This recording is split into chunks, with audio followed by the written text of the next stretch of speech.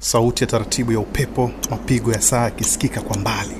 Ewe mwanadamu, umewahi kufikiria dakika 10 kabla ya kuondoka duniani hali huwa vipi? Dakika 10 tu, dakika chache sana kabla pazia la dunia halijafungwa, kabla sauti hasijanyamaza, kabla macho hayajafumba milele. Katika Uislamu, kifo sio mwisho wa mwanadamu, bali ndio mwanzo wa safari nyingine. Kifo ni kuvuka daraja kutoka ulimwengu wa kivuli kwenda ulimwengu wa hakika. Mtume Muhammad sallallahu alaihi wasallam ametufundisha kuwa malaika wa mauti humjia kila mmoja kwa wakati wake uliopangwa. Hakuna dakika inayochelewa wala inayowahi. Kila nafsi itaonja mauti, kama asemavyo mwenye enzi na ulimwengu.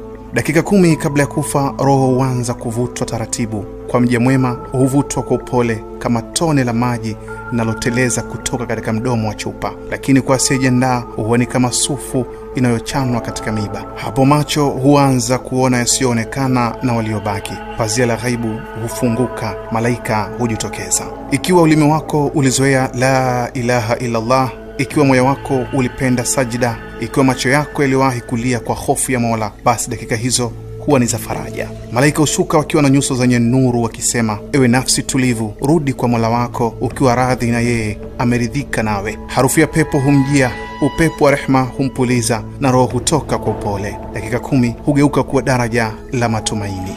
Kwa mja asiyejali, mja aliyepuuza mafundisho ya Mwenyezi Mungu Subhanahu wa Ta'ala, ikiwa dunia ilikuzuzua, mali zikakupumbaza, ukasahau swala, ukadharau haki, dakika hizo huwa nzito kuliko milima. Malaika wa adhabu hushuka kwa sura kali, roho ung'ang'ania kutoka. Ndipo mtu husema, Mola wangu nirudishe, usiniue tafadhali, labda nitafanya mema. Lakini muda huo umekwisha, saa haigeuki nyuma. Dakika 10 kabla hujafa.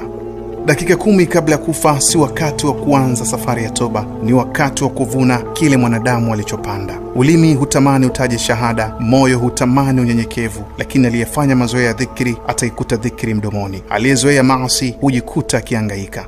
Mtume amesema, mtu atafufuliwa katika hali aliyokufa nayo. Hivyo mwisho wako ni muhuri wa maisha yako.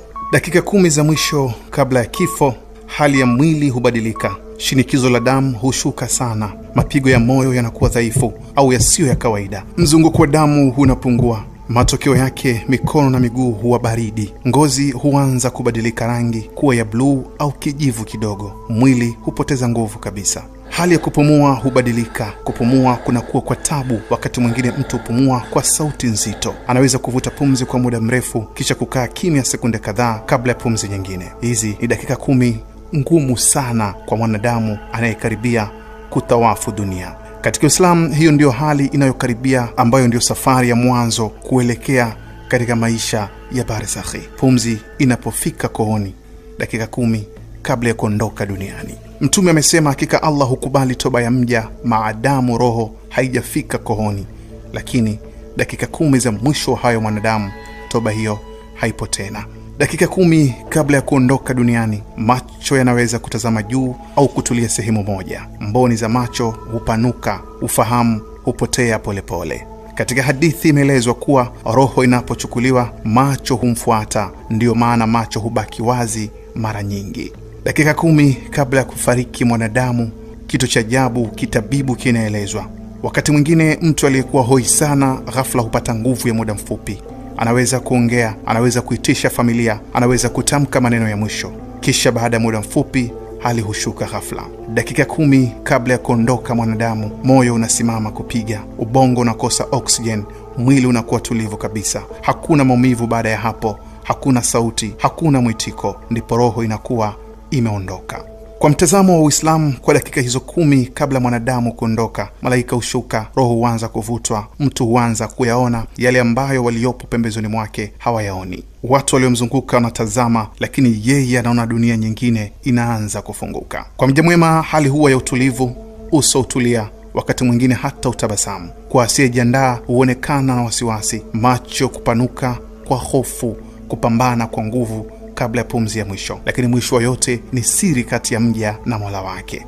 Dakika 10 za mwisho si za maigizo ndugu yangu, si za kuanza safari, ni za kufunga jalada lako la maisha. Mwili unadhoofika, pumzi inakatika, lakini roho inaanza safari ya milele. Swali si nitakufaje, swali niko tayari. Ewe ndugu yangu, Dakika 10 kabla kufa hazina matangazo, hazipigi hodi. Huenda zikaja leo, huenda zikaja kesho, lakini mwenye busara hujiandaa kabla zijafika. Tengeneza uhusiano wako na Mola wako sasa. Fanya toba kabla mlango haujafungwa. Zoea shahada kabla ulimi haujawa mzito, maana siku ile itakapofika, utakachobeba si mali, si cheo, si sifa za watu, bali ni amali yako tu. Allah atupe mwisho uliokuwa mwema, atujalie tamko la ilaha illa Allah.